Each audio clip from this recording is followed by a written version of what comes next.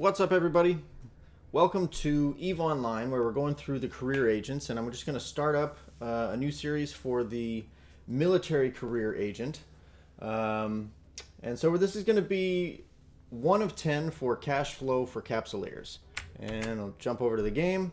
I'm doing this previously following the industry career agent mission. So I've got a couple ventures and this Nereus ship, but I'll start out the missions with this Velator that you start with, just so people can have a similar experience as what I'm doing here. I'm an alpha account. I know I've been playing the game for a little while, not anywhere near as much as some, so I don't know everything, but I figured I could walk you through this, teach you a little bit about what I do know and maybe what would help you, and we'll just we'll base this series on the idea that you know nothing about the game, or you at least know very little.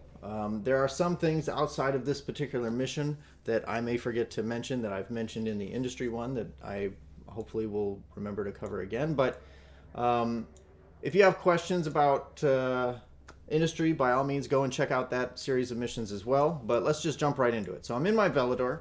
I am a Galente Alpha class pilot, and we're going to start the cash flow for Capsuleers 1 of 10 mission right here. It's very important to read the mission text on all of the missions that you get, maybe skimming it so you get the basic gist. Sometimes these missions will send you someplace you don't want to go, or it will send you someplace that will blow up your ship, or any number of things. So you want to have a loose understanding of what your mission is at very least. So Corelli thugs are harassing miners in a nearby asteroid belt. Let's clean up the area. And it says you may have to rush these targets and hit them at close range. Okay, good to know.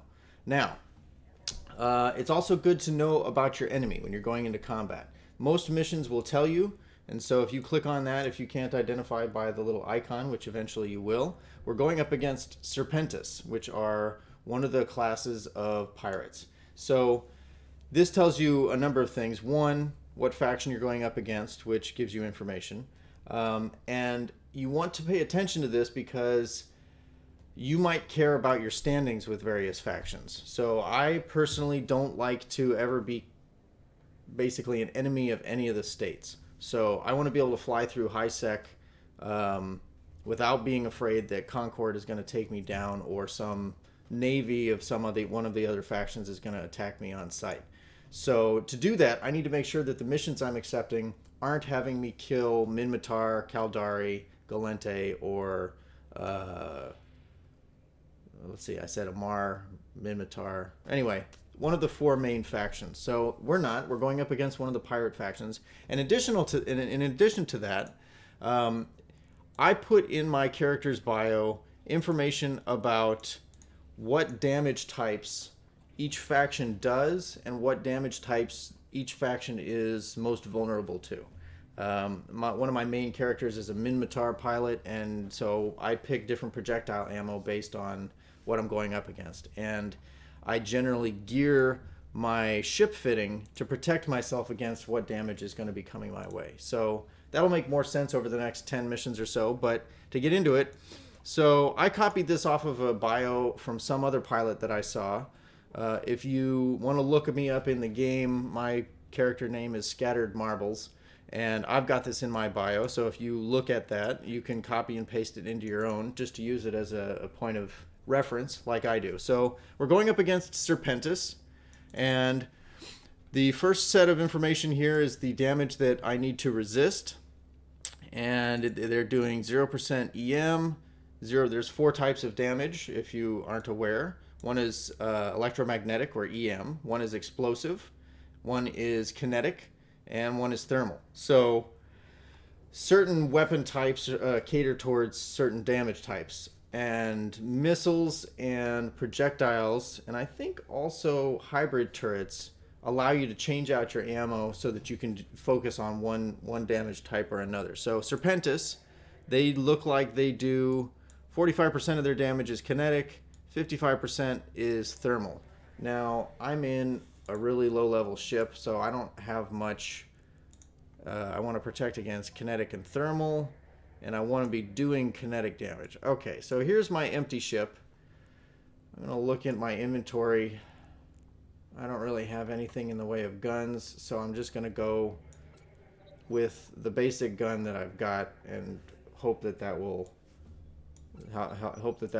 do me at least through the first portion of this mission. So I've got some civilian gear. I've got this civilian Gatling rail gun. I've got the civilian armor repairer and an afterburner 1. Now I'm going to go over to, oh, nope. Let me repackage that. I don't need that. Yep. Yeah, I don't. Switch back over to my Venture, and I'll pull off the Salvager. And yeah, it's fine. I'll leave that. Get back into my Velator. And I'm going to put the Salvager on it. Now, generally speaking, whatever ship you're running for combat, you probably won't be able to or want to spare a high slot for a Salvager. But because we're in these very basic beginning ships, I'm not going to worry about it, and I'm definitely not going to send out a salvage specific ship to salvage up the kills that I'm making. I'm just putting it on there so that I can profit a little bit from the things that I kill, and I'll show you that once we get out there. So I don't have really any equipment. I just have an afterburner, a salvager, 1 gun, when I can take 2, which if you note here, these little icons show you how many turret hardpoints you can put in these high slots and how many missile launcher hardpoints. So I don't have any missiles or missile launchers, so I could put 1 gun and 1 missile launcher, or I could put 2 guns. So I don't have 2 guns and I don't have a missile launcher, so I'm just going to have to go with what I've got here. So I've looked at the mission. It's going to send me into the system that I'm already in.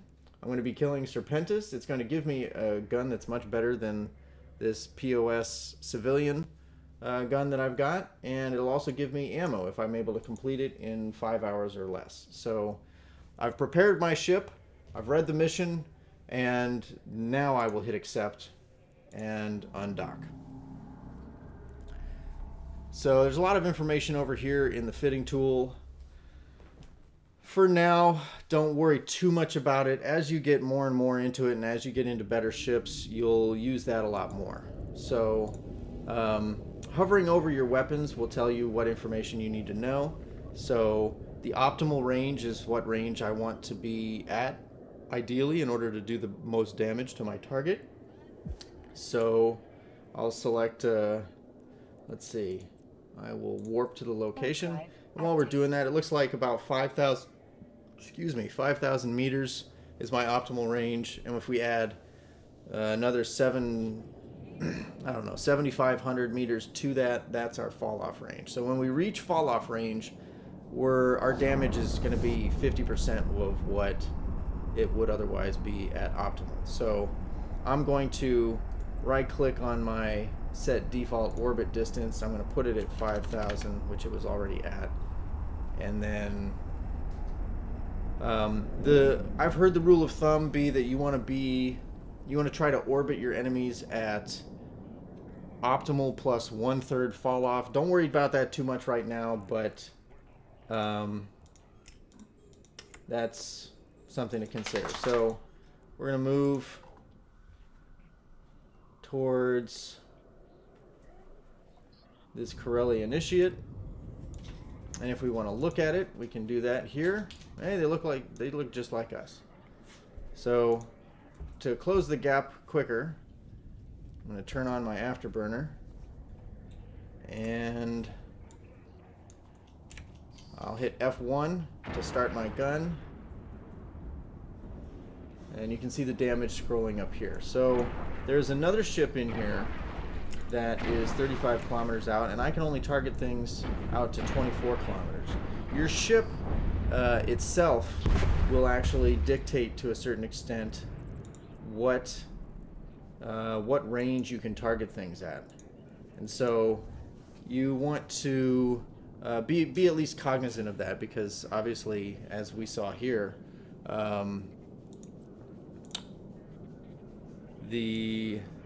I couldn't even target some of the things, some of the other enemies. They can shoot at you and hit you from very far away, and so to protect yourself, you want to. I always orbit. Some people use keep at range, but you need to pick what makes sense and for the situation and what works best for you.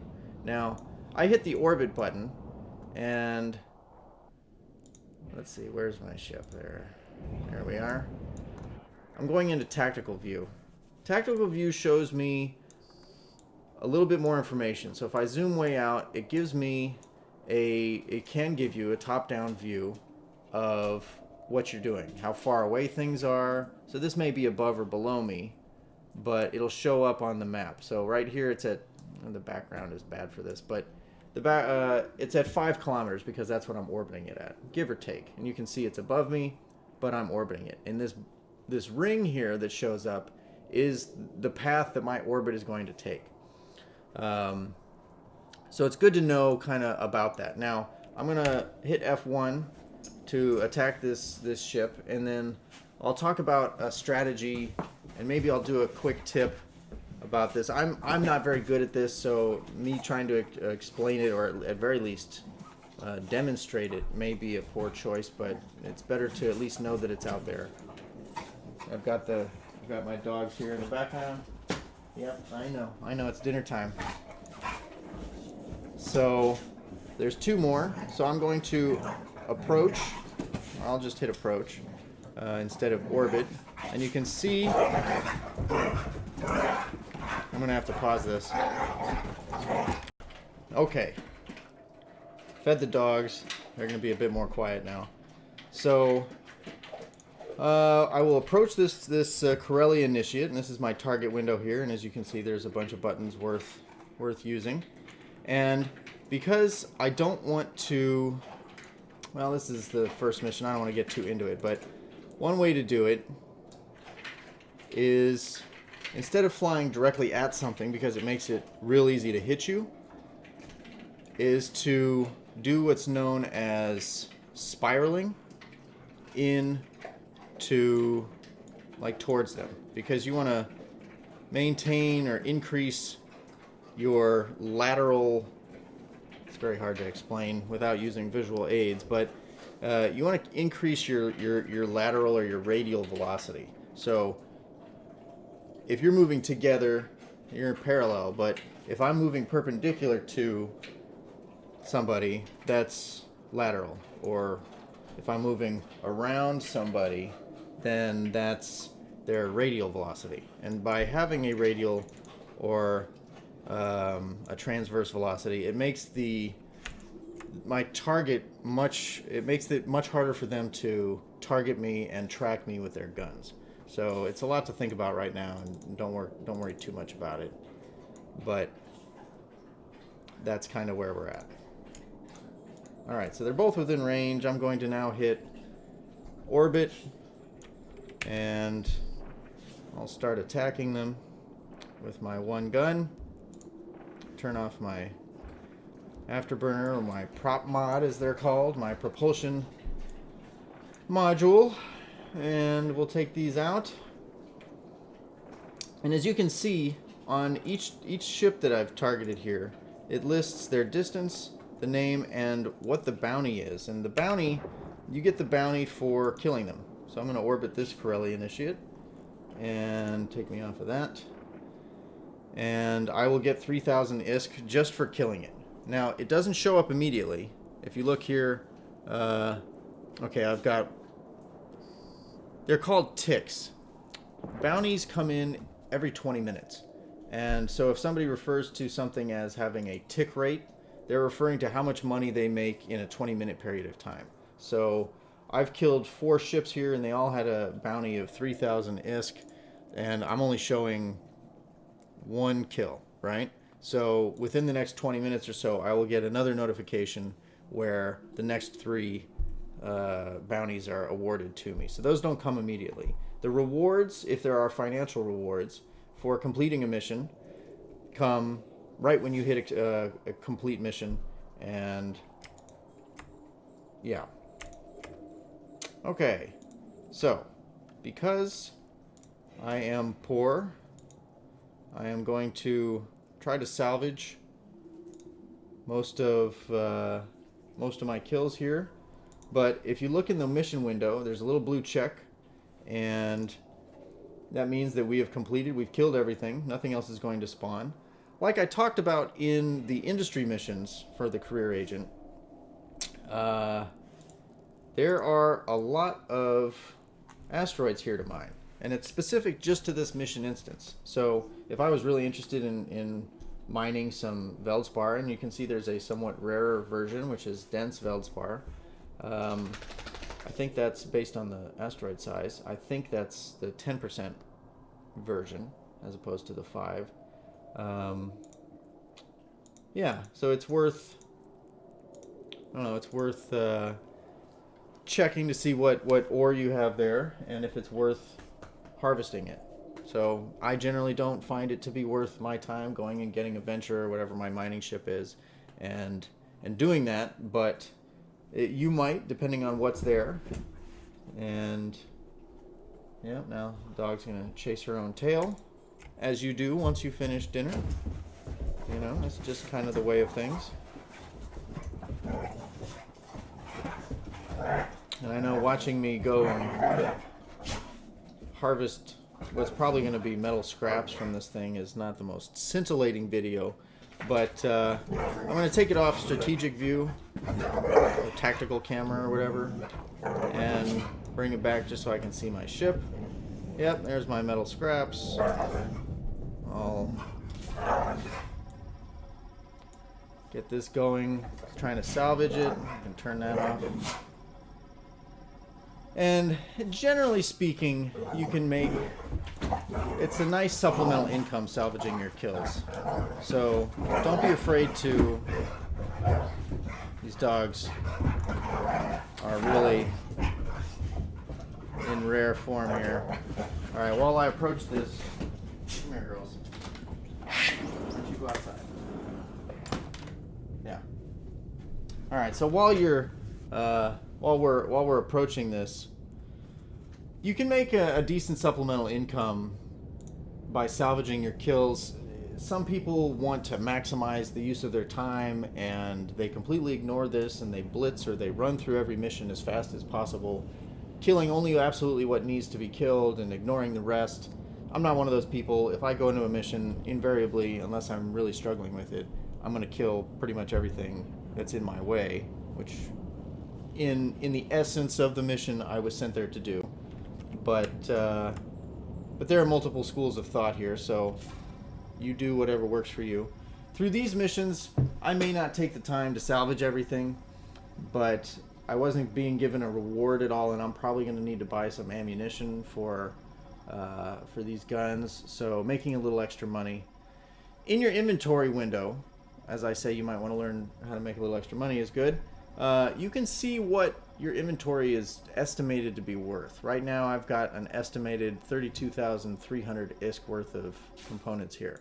So those three things are salvage, and I'm going to warp back to the base and dock, but those three things are salvage, and if I highlight them, like so, it tells me that my salvage came to 58,900 ISK effectively worth of material, and I looted this thing. So that's not bad. I mean, for somebody who has little to no money, picking up an additional 60k will buy me a skill book at some point, and that's not so bad. So there really wasn't a whole lot to this mission. Just go out and kill some things. Don't get lulled into a false sense of security by these early combat or military career agent missions, because it's worth reading the mission notes, because one or two of them send you out and blow you up, and if you're not paying attention, you can lose some stuff like I did. So don't be like me, don't make these mistakes. And when we're back, we finished the mission, and that's it for cash flow for Capsuleers 1 of 10. So thanks for watching. Check out the links in the video description below. And if you have any questions about the game or about me or pretty much about whatever, feel free to ask in the comments, and I'll either make a video for you, as I've done with I recently posted a video on how to make safe spots in EVE Online, and that was a question from, I think his name was West R70 on YouTube. So thanks for the question, West, and if anything else comes up, or if that was a poor explanation of safe spot creation, let me know and we'll figure it out. So thanks for watching, and I'll see you in the next video.